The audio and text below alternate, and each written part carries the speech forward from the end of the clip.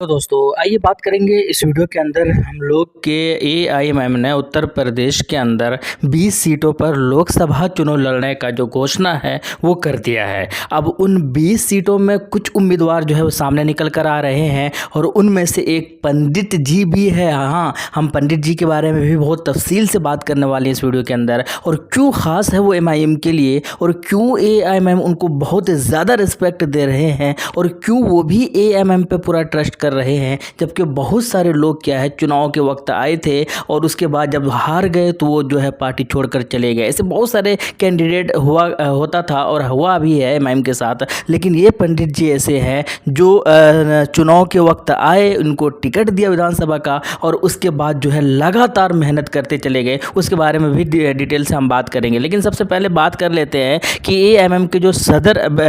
जो वहाँ के उत्तर प्रदेश के हैं जनाब शौकत अली साहब, उन्होंने ये घोषणा कर दिया है कि हम 20 सीटों पर जो है चुनाव लड़ेंगे। और वो 20 सीट अभी आइडेंटिफाइड जो है वो कर लिया है, लेकिन घोषणा नहीं किया है कि यही वो 20 सीट होंगे। लेकिन ज़्यादातर इशारों में सबको पता चल चुका है कि वो 20 लोकसभा सीट जो है वो कौन कौन से होने हैं। वही 20 लोकसभा सीट होंगे जहाँ पर मुस्लिम वोटर्स है जो है वो बहुत ज़्यादा है। खैर, उसके बाद प्रत्याशी की अगर बात की जाए तो उनमें से एक शौकत अली साहब, पहले भी बातें हो चुकी है कि शौकत अली खुद जो है वो मैदान के अंदर आएंगे, खुद जो है वो लोकसभा चुनाव लड़ेंगे। एआईएमआईएम के ही जो है एक नेता ने इस बात की पुष्टि की थी। उसके बाद साथ के साथ पवन राव अम्बेडकर, सैयद आसिम वकार और एक वो साहब जो अभी मेयर के अंदर एमआईएम के अंदर शामिल हुए थे मेयर चुनाव में, और वहाँ पर उपविजेता भी रहे थे। जो हम बात कर रहे हैं मेरठ के सीट से जो मेयर का चुनाव लड़े थे अनस साहब, उनकी बात कर रहे हैं। उनको जो है पहले से ही उनकी सीट का जो है या उनको पहले से ही उम्मीदवार जो है वो बना दिया गया था और घोषणा भी कर दिया था कि ये लोकसभा सीट पर यही उम्मीदवार होंगे और यही चुनाव लड़ेंगे, और उनको प्रभारी भी बनाया था। खैर, और ये भी कहा गया था कि असदुद्दीन ओवैसी अपने ही देख रेख में जो है उनको प्रत्याशी बनाकर उस फील्ड पर जो है मेहनत कराएंगे। पंडित जी के बारे में जिन्होंने या जिनकी मेहनत ने जो है सबका दिल जीता है, और ना सिर्फ एमआईएम वाले ही उनकी मेहनत को सलाम कर रहे हैं, बल्कि विपक्षी दल के नेता लोग भी उनकी मेहनत को जो है सलाम करते हुए नज़र आ रहे हैं। और इसी वजह से एआईएमआईएम वाले जो है उनको रिवार्ड जो है वो देने की तैयारी कर रहे हैं। जी हाँ, हम बात कर रहे हैं पंडित मनमोहन झा के बारे में, जिनकी मेहनत से एमआईएम का जो लेवल है वो बहुत ही ज़्यादा जो है ऊपर हो चुका है, अपग्रेड हो चुका है। यही वजह है कि जब निकाय चुनाव हुआ तो वहाँ पर भी जो है उनकी मेहनत ने या उनकी मेहनत की वजह से जो है कई सारे उम्मीदवार जीत कर मैदान के अंदर आए। हालांकि उत्तर प्रदेश से उनका ताल्लुक़ है,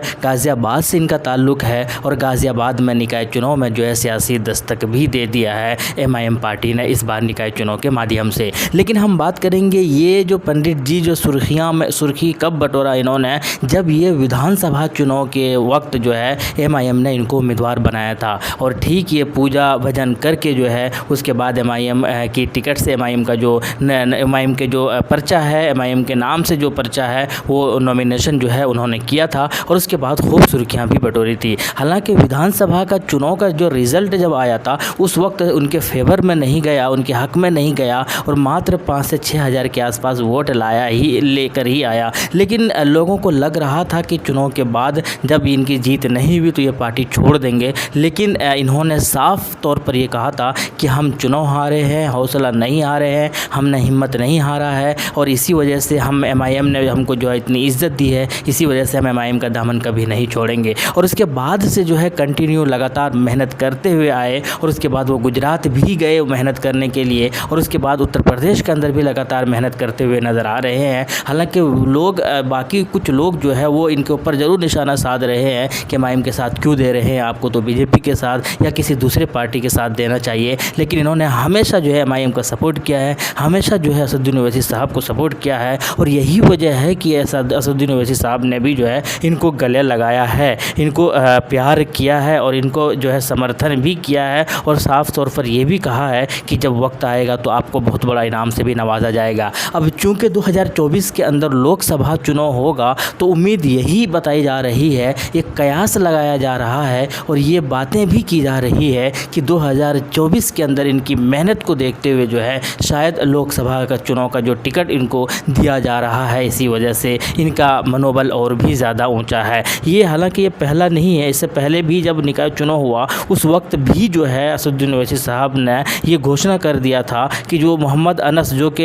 एक वो प्रत्याशी थे मेरठ के मेयर के, हालांकि जीत नहीं पाए, दूसरे नंबर पर ज़रूर रहे। और उस वक्त MIM के सदर असदुद्दीन ओवैसी साहब ने ये घोषणा कर दिया था कि ये लोकसभा के जो है ये इनका टिकट इनको कंफर्म कर दिया गया है, ये लोकसभा के अंदर जो है MIM की तरफ से चुनाव लड़ेंगे, इनका सीट जो है वो पक्का कर दिया गया है। साथ के साथ हापुड़ लोकसभा जो है वो प्रभारी भी जो है इनको बनाया गया है। याद रहे लोकसभा निकाय चुनाव के अंदर उत्तर प्रदेश के अंदर MIM पार्टी ने बहुत ही अशानदार प्रदर्शन किया था और 80 सीटें जो है वो जीत कर आए थे मैदान के अंदर और सबको हैरान कर दिया था, सबको सरप्राइज़ कर दिया था। इनकी जीत ने बहुत सारे अखबार वालों ने अलग अलग तरीके से जो है नाम भी दिया था। किसी ने कहा था कि